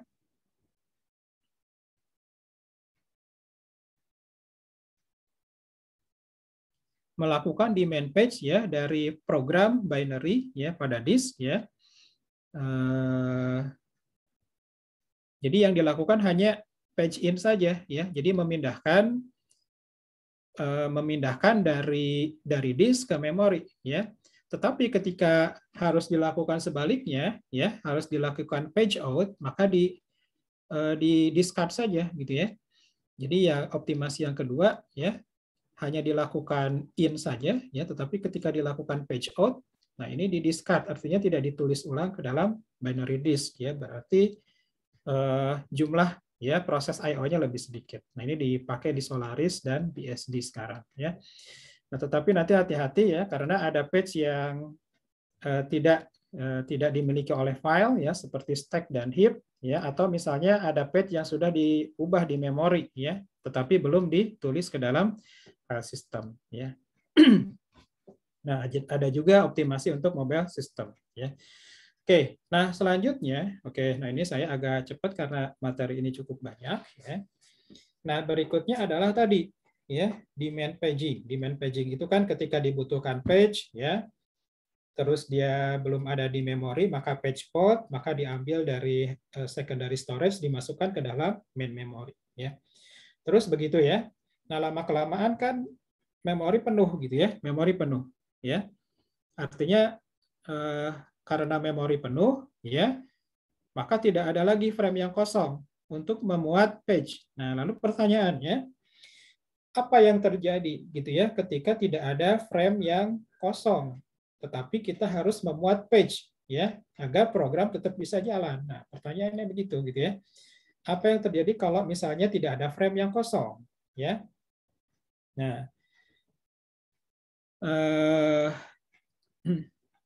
kenapa frame ini bisa penuh? Ya wajar karena dipenuhi oleh proses, gitu ya. Juga dipenuhi oleh atau diisi oleh proses untuk kernel operating system untuk menaruh hasil-hasil perintah I/O dan lain sebagainya, ya. Nah, lalu tadi untuk menjawab bagaimana kalau misalnya frame-nya penuh, lalu masih ada page yang harus dimuat ke dalam frame, ya. Berarti, ya, jawabannya harus ada frame yang dibuang, ya, atau dikosongkan, ya. Jadi ada page yang harus dikeluarkan dari RAM, dari memori atau dari frame untuk nantinya ditempati oleh page yang baru, gitu ya. Nah, sehingga di sini ada proses page replacement, ya. Nah, jadi jawabannya harus terjadi page replacement kalau tidak ada frame yang kosong, ya. Nah, page replacement ini caranya adalah, ya, coba dicari, gitu ya, page di dalam memori yang kira-kira tidak dipakai, gitu ya, kira-kira tidak dipakai. Nah, kalau ada, kalau sudah ditemukan, maka keluarkan, gitu ya, di page out, ya. Nah, nanti kan pertanyaannya, mana sih yang tidak dipakai itu, gitu ya, page yang tidak dipakai itu yang mana? Nah, ini kan ada jadi masalah tersendiri nih, ya. Nah, jadi disinilah peran algoritma page replacement. Jadi page replacement ini berarti harus mencari, gitu ya, mana page yang benar-benar tidak dipakai, ya. Lalu kemudian menghentikan proses yang memiliki page tersebut, lalu di swipe out, dikeluarkan ke dalam dikeluarkan dari RAM, dimasukkan kembali ke dalam secondary storage, lalu mereplace, ya, mereplace page tersebut dengan yang baru, ya. Nah, kinerja dari algoritma page replacement ini, ya, dari apanya yang bagus, ya. Jadi nanti ada beberapa algoritma page replacement, lalu mana yang bagus, gitu ya. Mana yang lebih bagus antara satu algoritma page replacement dengan algoritma page replacement yang lain. Nah, patokannya adalah algoritma yang bagus adalah algoritma page replacement yang menghasilkan page fault paling sedikit, gitu ya. Menghasilkan page fault paling sedikit. Jadi kuncinya di situ, ya. Kira-kira itu, ya. Nah, nanti ketika algoritma page replacement ini jalan, maka bisa jadi, gitu ya, terjadi bolak-balik, gitu ya. Jadi satu page itu bolak-balik, ya. Kadang dia masuk ke memori, nanti keluar lagi dari memori, nanti di-load lagi, nanti keluar lagi. Nah, itu bisa jadi, gitu ya. Nah, ini adalah apa namanya? gambaran gitu ya, gambaran mengenai bagaimana atau ilustrasi ya, bagaimana kondisi ketika page replacement ini harus dilakukan ya. Nah, jadi kita punya program yang running ya. Namanya adalah proses 1 ya. Jadi proses yang running proses 1. Nah, proses 1 ini ingin menjalankan instruksi. Yang instruksi ini berada di page nomor 1 ya. Isinya adalah page nomor 1 ini disebut page B ya. Page-nya page nomor 1 ya. Nah, jadi karena butuh page nomor 1, maka dia cari dong ya, cari di page table. Page nomor 1 ini kan page nomor 0, ini page nomor 1, ini 2, ini 3. Page nomor 1, cek ya. Oh, ternyata invalid. Nah, kalau invalid maknanya dia belum ada di RAM ya. Belum ada di RAM ya. Jadi page nomor 1 ini yang B ini masih ada di sini, ada di backing store ataupun secondary storage gitu ya. Nah, ada di sini. Nah, berarti kan harus dilakukan proses paging ya, harus page in ya, B ini harus di page in. Nah, tadi kan tahapannya cari free frame. Cari frame yang kosong. Coba cari di sini, ini ada isinya, ini ada isinya, ini ada, ini ada, ini ada, ini ada, ini ada. Oh, penuh nih, ya. Memori sudah penuh, ya. Nah, sementara proses 1 harus tetap jalan gitu ya. Nah, maka berarti harus dilakukan proses page replacement, ya. Nah, jadi inilah kondisinya, ya. Nah, berikutnya kita lihat beberapa algoritma page replacement. Jadi intinya algoritma page replacement ini yang harus dilakukan adalah kita harus yang pertama adalah tentunya mana page yang akan dimasukkan ke dalam frame ataupun ke dalam memori. Jadi harus mencari dulu lokasi dari page yang akan diambil dari secondary storage lalu dimasukkan ke RAM, ya. Jadi dia harus nyari dulu di disk, ya. Nah, berikutnya langkah yang kedua adalah cari tempat untuk memasukkan page yang diperoleh dari langkah nomor 1. Jadi kita harus cari frame kosong, ya. Cari frame kosong. Kalau ada frame kosong, ya alhamdulillah ada gitu ya frame yang kosong, maka bisa langsung dimasukkan page yang dari tahap nomor 1 tadi. Nah, tapi kalau tidak ada frame yang kosong, nah ini yang jadi masalah. Nah, berarti kita harus cari gitu ya, dari sekian page yang memenuhi frame, mana yang harus dikeluarkan. Ya. Maka di sini kita harus jalankan algoritma page replacement. Ya. Nah, page replacement ini dia akan mencari victim frame. Dia akan mencari frame yang akan dikorbankan, yang dikeluarkan dari memori. Ya. Nah, lalu berikutnya, victim frame ini nantinya gitu ya akan ditulis lagi ke dalam disk, artinya dia akan si victim ini gitu ya nanti akan di-copy ke dalam hard disk, ditulis lagi ke hard disk dengan catatan kalau dia dirty. Nah, dirty ini artinya frame ini sudah diupdate nih ya, isinya sudah diupdate tetapi update-nya masih di RAM. Nah, kalau misalnya update-annya ini diabaikan, berarti kan nanti tidak konsisten, ya. Maka dia harus ditulis ke disk.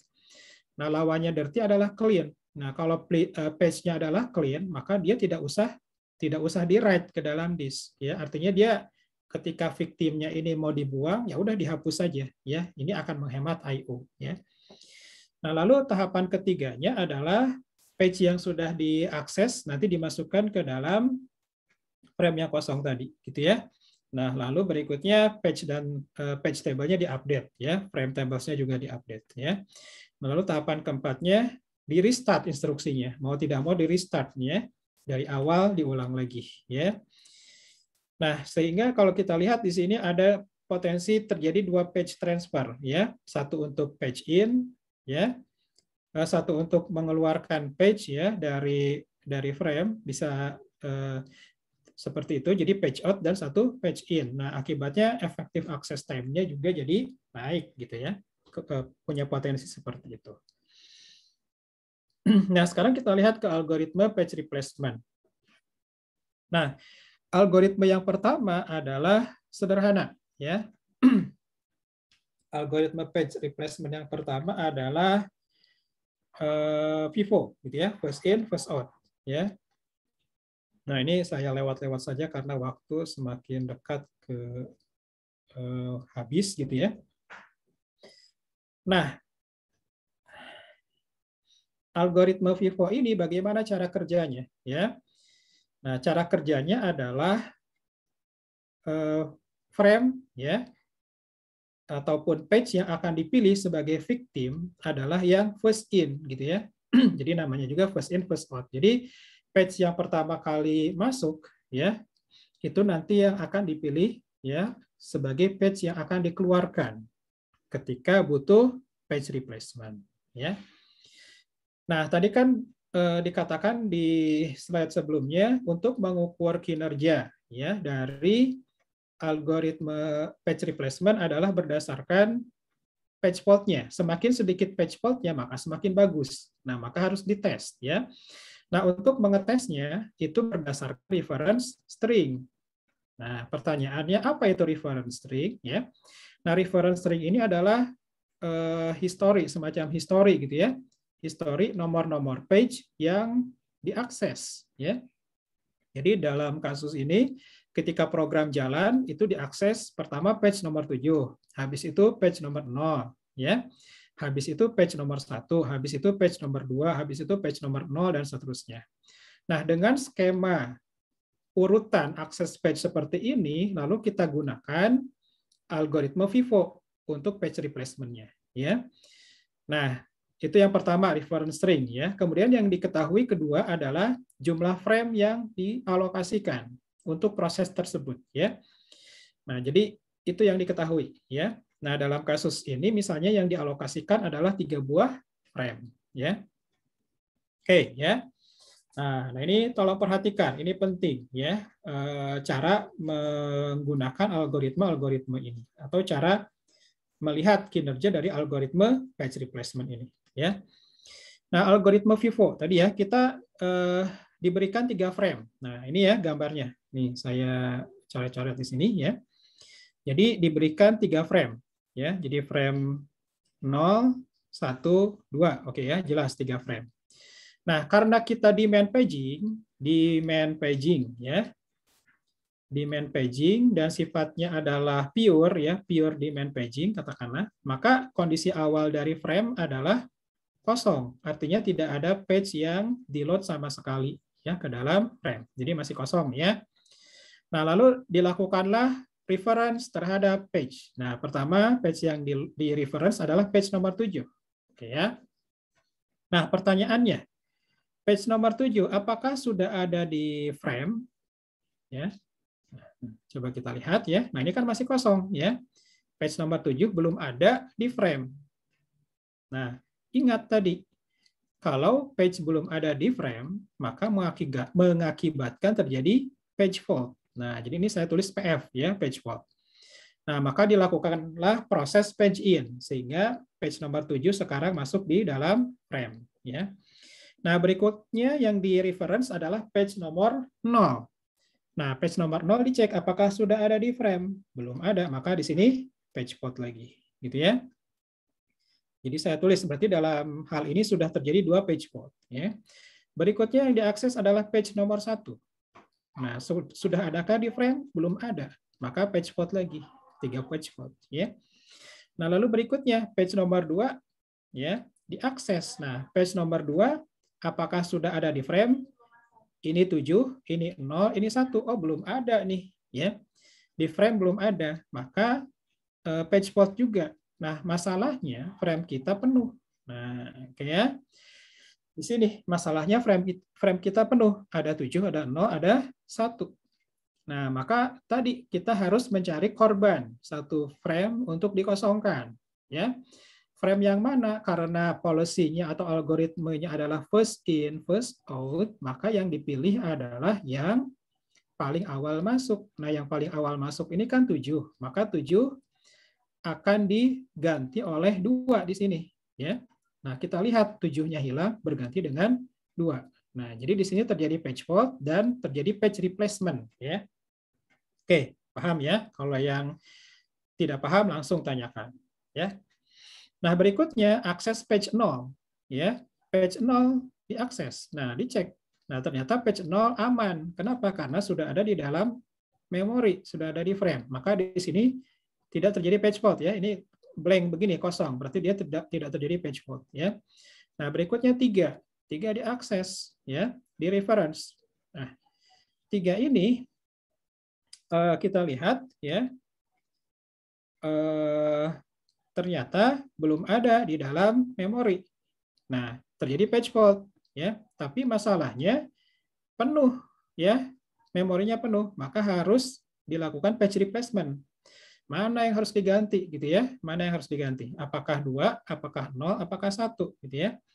Nah, karena strateginya Vivo ya, strateginya Vivo ya. Tadi kan urutan yang pertama masuk adalah 7 ya. Nah, urutan berikutnya yang masuk setelah 7 adalah 0. Kalau kita ingat tadi ya, kita tandai ini ya, 0 yang berikutnya masuk. Maka target yang menjadi yang akan digantikan adalah 0. Jadi frame 0 diganti dengan 3 gitu ya. Ini terjadi page fault dan butuh page replacement. Nah, berikutnya habis 3 0 lagi gitu ya. Nah, kita lihat di sini tadi baru saja 0 dikeluarkan, sekarang diakses lagi dan ternyata dia page fault karena yang di memori hanya 2 3 1, 0 tidak ada. Nah, di sini page fault dan butuh page replacement lagi ya. Padahal kan 0 baru saja di page out. Nah, jadi di sini mulai kelihatan nih kekurangannya ya dari algoritma ini. Nah, sehingga berarti harus dipilih satu frame yang jadi korban. Nah, dalam hal ini urutan berikutnya yang masuk karena Vivo awalnya kan 7, berikutnya 0. Nah, berikutnya adalah 1 ya. Jadi ini seperti round robin aja ya. Nah, 1 ini berarti nanti di replace oleh 0 ya. Nah, dan seterusnya demikian ya cara menggunakan algoritma page replacement ya, Vivo ya. Nah, dari hasil ini kita hitung page fault-nya ada berapa? Kita hitung ya. 1 2 3 4 5 6 7 8 9 10 ya. 11 12 13 14 15 ya. Jadi totalnya ada 15 page faults ya, ada 15 page fault ya untuk algoritma Vivo ya. Oke. Nah, idealnya kalau page number-nya ini ditingkatkan, nah ini kan harusnya page fault-nya turun ya, page fault-nya turun ya. Jadi kalau page fault-nya kalau page number frame-nya dinaikkan, kalau number of frame-nya dinaikkan, maka mestinya page fault-nya semakin sedikit ya. Kalau ini kan dikasih frame hanya 3 ya. Nah, sekarang frame-nya ditambah gitu ya. Diperbanyak. Nah, semakin diperbanyak mestinya page fault-nya turun. Nah, tetapi untuk algoritma Vivo ini belum tentu. Misalnya kalau Anda tes nanti dengan reference string seperti ini ya. Lalu Anda bandingkan seperti ini pakai jumlah frame hanya 1, pakai jumlah frame hanya 2. Nah, ini kan sama saja ya. Page fault-nya tetap di angka 12 ya. Nah, lalu ketika pakai jumlah frame 3, nah ini turun ya, page fault-nya turun menjadi kira-kira 9 ya, 9 page fault ya. Nah, tapi ketika frame-nya dinaikkan jadi 4, malah page fault-nya naik gitu ya menjadi 10 ya. Nah, ini naik nih. Nah, ini terjadi anomali gitu ya. Nah, mestinya kan begini, frame-nya ditambah ya, page fault-nya turun. Logikanya begitu ya. Nah, ini adalah kelemahan dari Vivo. Nah, lalu berikutnya algoritma yang kedua ya, tadi kan yang pertama Vivo, yang kedua adalah algoritma optimal ya. Nah, algoritma optimal ini adalah yang paling bagus, namanya juga optimal ya. Caranya bagaimana algoritma ini digunakan? Caranya adalah menggantikan cara mencari korbannya ya, cara mencari korban yang akan digantikan ya. Yang akan digantikan adalah page yang tidak akan dipakai for longest period of time. Jadi kira-kira kita cari page yang diaksesnya atau di reference-nya itu nanti gitu ya, jauh ke depan, periode yang paling jauh ke depan ya. Nah, jadi seperti itu. Nah, contohnya adalah seperti ini. Nah, ini reference string yang sama seperti yang kita gunakan untuk Vivo tadi ya. Nah, kita tes di optimal algorithm. Nah, kalau awal-awal kan tetap sama ya, mengakses 7 karena frame-nya awalnya masih kosong gitu ya, frame awalnya masih kosong, maka ketika mengakses 7 belum ada, maka di sini page fault gitu ya. Mengakses 0 juga 0 belum ada di dalam frame, maka di sini page fault. Mengakses 1 juga page fault ya. Nah, mungkin di sini kita lihat apakah ada perbedaan dengan Vivo mengakses 2. Nah, 2 ini kan belum ada ya, 701 belum ada di dalam frame. Maka harus ada yang di-replace ya. Nah, mana yang di-replace? Apakah 7, apakah 0, apakah 1? Nah, caranya adalah lihat ke depan gitu ya. Lihat ke depan sini gitu ya. Future, lihat ke future ya. Di antara 7, 0, 1, mana yang paling belakangan diaksesnya? Kalau 0, ini kan nanti 0 diakses nih, berarti jangan diganti ya. Habis 2 ini akan 0 ya, maka 0 jangan diganti ya. Kalau 1, nah 1 nanti di sini posisi aksesnya. 7 di sini. Nah, kita lihat ya, posisi yang paling jauh adalah 7, sehingga target yang menjadi victim adalah 7. Nah, digantikan. Nah, ini masih mirip Vivo gitu ya. Nah, lalu berikutnya 0 ya. 0 ada gitu ya, tidak page fault di sini. Ini tadi page fault dan page replacement kita ngakses 2, 0 tidak page fault. 3, nah 3 dia page fault. Ya, 3 page fault.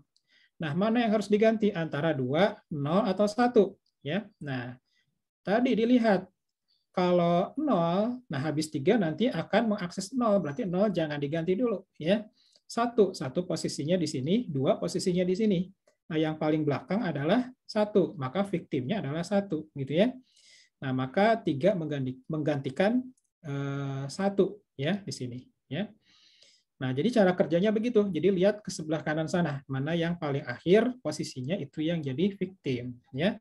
Nah, dengan cara ini kita mendapatkan 9 page fault. Jadi page fault-nya ada 1, 2, 3, 4, 5, 6, 7, 8, 9. 9 page fault. Nah, ini optimal. Nah, ini paling bagus ini ya. Tidak ada lagi yang seoptimal ini gitu ya. Nah, tapi masalahnya nggak mungkin kita mengetahui ya secara real ya. Kita itu tidak akan tahu gitu ya, atau kemungkinan kecil kita mengetahui page yang berikutnya akan diakses nomor berapa saja, karena ini adalah future gitu ya. Jadi cannot read the future. Yang kita bisa lihat itu ya sebelum-sebelumnya gitu ya, history gitu ya. Kalau future tidak mungkin kita ketahui ya. Artinya algoritma optimal ini mustahil ya 100% diimplementasikan. Karena kita tidak bisa mengetahui dengan pasti nanti ke depannya nomor page berapa saja yang akan diakses, karena kan pola akses page di dalam program kan bisa kemana-mana gitu ya. Tidak bisa kita ketahui dengan pasti. Nah, maka sebagai alternatif dari optimal algorithm, nah optimal algorithm ini selalu menjadi benchmark gitu ya. Artinya dia adalah algoritma terbaik. Jadi kalau mau dibandingkan algoritma page replacement bandingkan dengan algoritma optimal, seberapa bagus gitu ya terhadap algoritma optimal. Nah, berikutnya adalah alternatif dari algoritma optimal adalah algoritma LRU gitu ya. Nah, ini algoritma nomor 3 berarti ya. Nah, LRU ini adalah algoritma yang mencoba untuk mendekati algoritma optimal. Nah, caranya adalah daripada kita melihat future, maka kita lihat past knowledge ya. Maksudnya apa? Kita mencari victim page yang akan digantikan ya. Caranya adalah kita cari page yang sudah tidak digunakan ya, cukup lama gitu ya. Jadi kita cari page yang belum digunakan atau tidak digunakan dalam kurun waktu yang cukup lama ya. Nah, berarti harus ditandai gitu ya. Kita harus tandai mana yang less use ya untuk setiap page. Nah, ini contohnya adalah, nah ini masih dengan reference string yang sama ya. Ini masih sama. Ini page fault gitu ya. Page fault ya, page fault. Nah, berikutnya adalah ketika mengakses 2 ya, page fault dan butuh page replacement. Nah, di antara 7, 0, 1 mana yang harus diganti gitu ya. Nah, kalau tadi optimal lihatnya ke sebelah kanan, kalau LRU lihatnya ke sebelah kiri ya. Mana yang paling belakang ya, yang paling kalau recently itu kan baru saja. Kalau list recently berarti yang sudah lama gitu ya diaksesnya. Nah, di sini kan ada 7, ada 0, ada 1. Kalau 1 kan baru saja nih. Nah, dia yang most recent ya. Nah, kalau 0 ya sudah lebih lama sih daripada 1, tetapi ada lagi yang lebih lama yang least recent ya, yakni 7. Nah, ya jadi target adalah 7 gitu ya. Nah, 7 diganti dengan 2 ya. Nah, 0 tidak page fault, 3 page fault. Nah, berikutnya yang jadi victim adalah 2, 0, atau 1. Nah, kita lihat historinya nih. Ya. Kita lihat historinya. Ada 2, ada 0, ada 3. Kalau 2 posisinya ada di sini. Kalau 0 posisinya ada di sini. Nah, ya. Kalau 1 ya yang ingin digantikan 2, 0, 1. Nah, kalau 1 posisinya ada di sini. Nah, sehingga dengan kata lain yang jadi list reason adalah 1. Nah, sehingga yang diganti adalah 1 gitu ya. Nah, jadi seperti itu ya list reason reuse algorithm. Nah, dengan algoritma LRU ini ya kita lihat page fault-nya ada berapa ya. Kalau dihitung page fault-nya ada 12. Nah, tadi kita ingat ya kalau yang Vivo ya. Yang Vivo tadi page fault-nya adalah 15 ya. Yang optimal gitu ya. Yang optimal tadi page fault-nya ada 9. Nah, LRU page fault-nya ada 12 ya, masih lebih baik lah ya dari Vivo ini ya.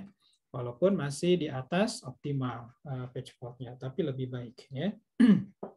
Nah, ini lumayan lah ya, generally good ya, lumayan bagus ya. Tapi bagaimana mengimplementasikan LRU ini?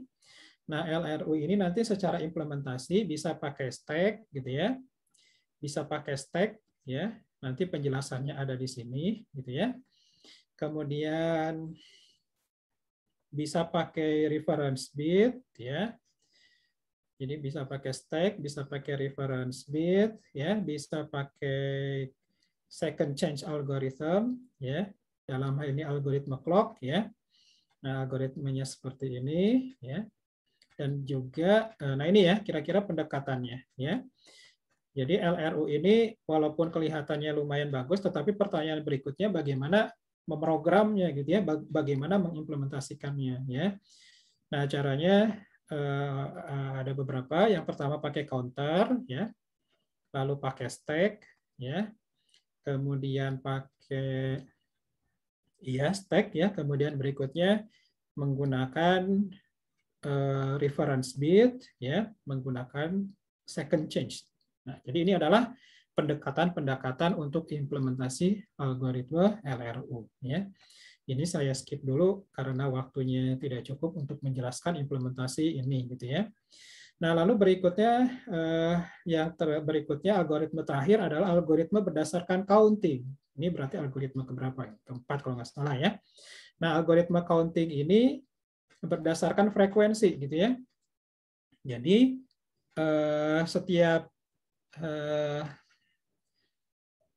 setiap frame ataupun page nanti dia punya counter ya. Nah, counter ini nanti berdasarkan counter ini dicari gitu ya. Tergantung polisinya, bisa list frequently used, artinya jarang diakses secara frekuensi ya, atau most frequently used, sering dipakai ya. Mana yang diganti ya, bisa yang LFU, bisa yang MFU. Kalau yang least frequently used berarti yang jadi victim adalah frame yang jarang di refer gitu ya.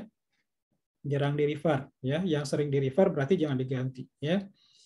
Nah, berikutnya, nah ini kan logik ya, kalau least frequently used berarti yang jadi victim adalah yang jarang diakses. Karena jarang diakses ya sudah diganti aja gitu ya.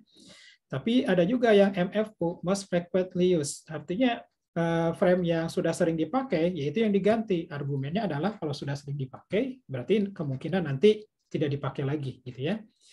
Nah, ini counting algorithm. Namun demikian counting algorithm ini tidak umum dipakai ya, jadi not common ya.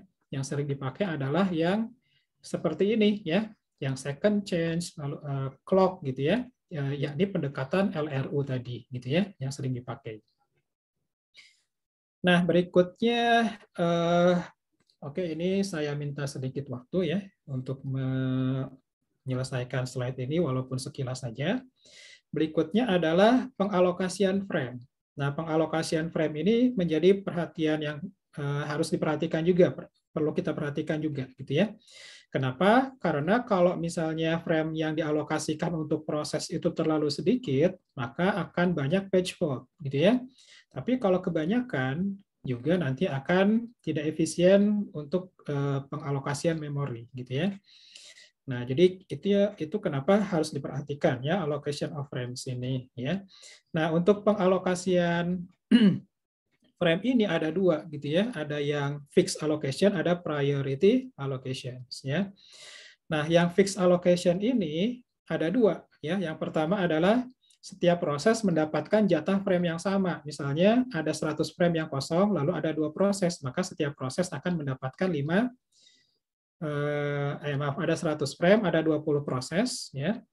Ada 100 frame, ada 5 proses, maka setiap proses akan mendapatkan 20 frame. Nah, ini equal allocation, semuanya sama. Yang kedua adalah proporsional. Nah, kalau proporsional ini relatif terhadap total ukuran frame dari setiap proses. Jadi katakanlah proses I itu butuh frame sejumlah SI. Lalu kalau di total-total jumlah frame yang dibutuhkan oleh seluruh proses adalah S besar. Nah, maka cara mengalokasikannya adalah SI per S dikali M. Ya, jadi ukuran frame dari proses I dibagi dengan total ukuran S dikali dengan M. Nah, ini adalah jumlah alokasi frame-nya. Contohnya kalau misalnya ada 2 proses, ya, proses 1, proses 2, proses 1 butuh 10, proses 2 127, maka totalnya adalah 137. Nah, yang dialokasikan untuk proses 1 adalah 10, ya, kebutuhan proses 1 dibagi total 137 kali total frame yang kosong adalah, ini harusnya 64 sepertinya ya, harusnya 64 dikali 64 ya. Jadi hasilnya adalah 4 frame untuk A1 untuk proses 1 dan 57 frame untuk proses 2. Nah, ini kan beda ya, tidak equal ya. Oke, nah itu. Nah, berikutnya kalau misalnya jumlah frame-nya kurang gitu ya, maka nanti terjadi yang namanya tracing ya. Jadi tracing ini adalah fenomena di mana utilisasi CPU semakin turun.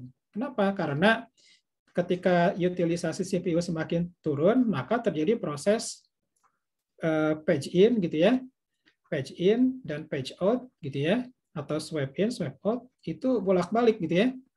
Nah, di sini terjadi bolak-balik, terjadi page fault yang tinggi gitu ya. Nah, ini terjadi page fault yang tinggi gitu ya. Nah, jadi tracing ini terjadi gara-gara ya terjadi page fault ya, lalu diganti ya, page fault ini terjadi page replacement, tetapi tidak lama terjadi page replacement lagi, page fault lagi ya. Nah, akibatnya adalah utilisasi CPU rendah. Nah, karena utilisasi CPU rendah, maka dikiranya proses yang jalan itu terlalu sedikit. Maka si CPU memuat lagi proses yang baru gitu ya. Dia meningkatkan degree of multiprogramming. Jadi prosesnya ditambah lagi. Nah, akibatnya semakin tinggi page fault-nya. Page fault-nya semakin naik. Nah, ini adalah thrashing ya. Nah, sehingga agar tidak terjadi tracing, maka setiap proses itu butuh jumlah frame yang mencukupi, gitu ya. Nah, jadi salah satu cara untuk menentukan jumlah frame yang dibutuhkan oleh proses bisa melalui model working set. Nah, di sini ada penjelasannya nanti, gitu ya. Kalau misalnya proses diberikan ya alokasi frame di bawah working set, maka kemungkinan akan terjadi tracing tadi, gitu ya. Nah, jadi kira-kira seperti itu. Nah, kemudian yang terakhir untuk kernel memori, ya. Jadi memori ini juga dialokasikan untuk kernel atau inti dari operating system. Nah, pengalokasian memori untuk memuat kernel ada 2 cara, yakni, nah masalahnya kernel memori ini biasanya harus contiguous, gitu ya. Dia harus tidak boleh terpecah-pecah. Nah, maka harus ada cara alokasi memorinya sendiri untuk khusus kernel ini. Nah, cara alokasinya bisa pakai body system atau slab allocator, gitu ya. Nah, ini penjelasannya. Dan yang terakhir ini adalah contoh-contoh mekanisme memori di dalam operating system seperti di Windows dan Solaris. Kalau di buku ada juga untuk Linux. Sebagai contoh, di Windows ini dia menggunakan demand paging, tetapi demand pagingnya pakai clustering. Artinya yang di-load tidak hanya page yang diminta saja, tetapi page yang berada di sekitar page fault yang diminta. Ya, jadi mirip fungsi cache ya, cache memory ya, yang diambil kan tidak hanya data yang diminta saja, tetapi blok yang di sekitarnya gitu ya. Nah, jadi harapannya nanti kalau mau mengakses page-page yang lain yang berada di sekitar page yang fault, maka bisa digunakan gitu ya. Nah, ini contoh di Windows. Oke, saya kira itu saja untuk materi hari ini. Nah, harapan saya nanti Anda bisa mengerjakan latihan-latihan yang ada di buku ya. Mudah-mudahan Anda juga sudah ada yang punya bukunya gitu ya. Sehingga bisa mencoba menggunakan mengerjakan latihan-latihan di situ terkait dengan ini ya. Oke, saya kira itu dulu materinya ya. Sebelum saya akhiri ada yang perlu disampaikan ya. Ini mohon maaf karena saya menyampaikannya agak cepat dan agak lama karena banyak nih ya materinya. Oke, ada? Kalau tidak Insya ada, Allah aman, Pak. oke, baik, alhamdulillah kalau aman ya. Nanti boleh diskusi di luar ini kalau perlu ya. Baik, saya kira itu saja untuk materi hari ini. Mohon maaf atas kekurangan dan kelebihan waktunya. Terima kasih. Assalamualaikum warahmatullahi wabarakatuh. Selamat sore semuanya. Waalaikumsalam warahmatullahi wabarakatuh. Terima kasih banyak, Pak. Ya, Terima kasih, Pak. Terima kasih banyak, Pak. Ya, sama-sama.